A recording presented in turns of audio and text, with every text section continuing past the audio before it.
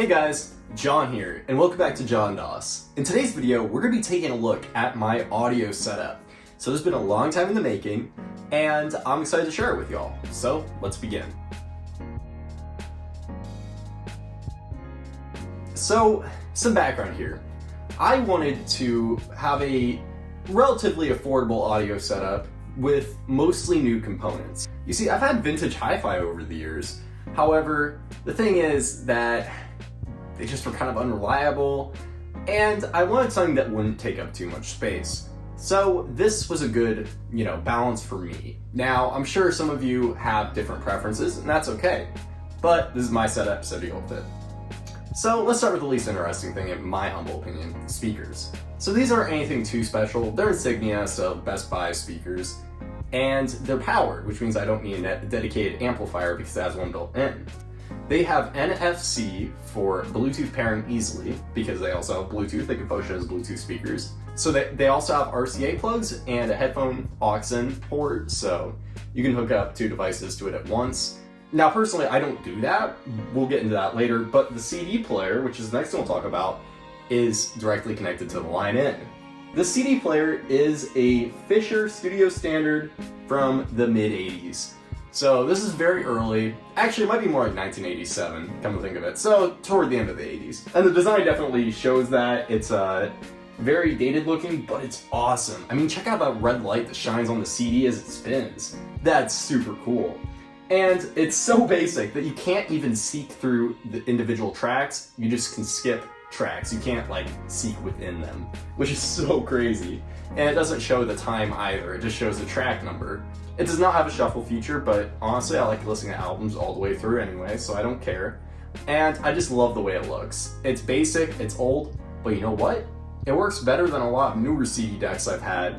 And the laser's still going strong, so I'm gonna keep this as long as I can because this thing is awesome looking, even if it's so basic. The next component, which I consider to be the most interesting, is the Technica LP70X non-Bluetooth version, although I have a way around that, as I'll explain later. So this record player is pretty decent. It has an automatic tracking force adjustment, which is nice because I don't like dealing with that.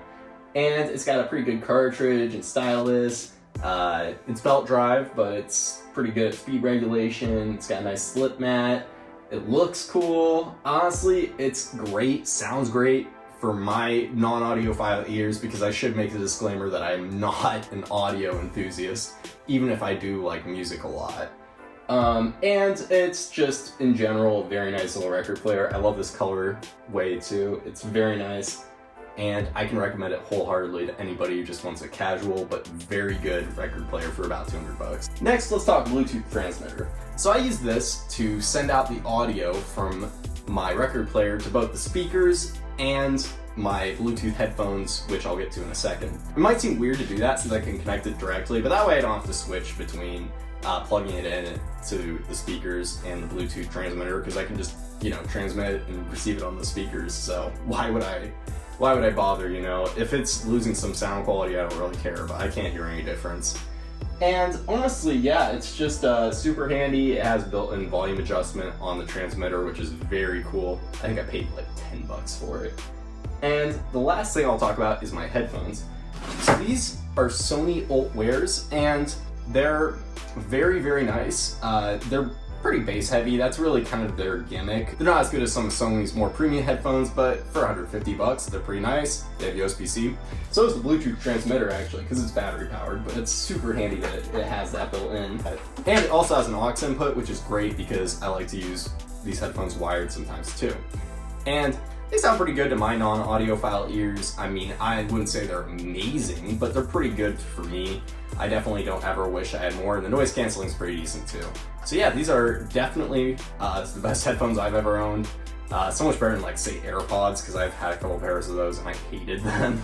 And the last thing I'll mention is just kind of an addendum, is that the speakers have this nice remote control, which is very handy.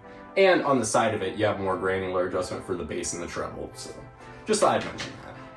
So how much did this all cost me? CD player is about $15 to $20, which I got at a thrift store. The speakers were about $100 to $150, which they sound pretty good, at least to me. I just want to fill the bedroom. I don't need them to be super loud, so that's definitely a pretty good price by my standards, although you can for sure get them cheaper used. And the turntable was, as I mentioned before, $200, which I personally consider to be a great deal. Now you can get the Bluetooth version for $50 more, but I only paid about $10 off eBay for this Bluetooth transmitter, so the $40 savings were worth it for me. So I can't complain. So yeah, that's pretty much my audio setup. I hope you enjoyed just kind of taking a look, and I love that it is just pretty compact compared to some other audio setups out there. And while it's certainly not hi-fi grade, I couldn't be happier. So I'd like to thank you all for watching.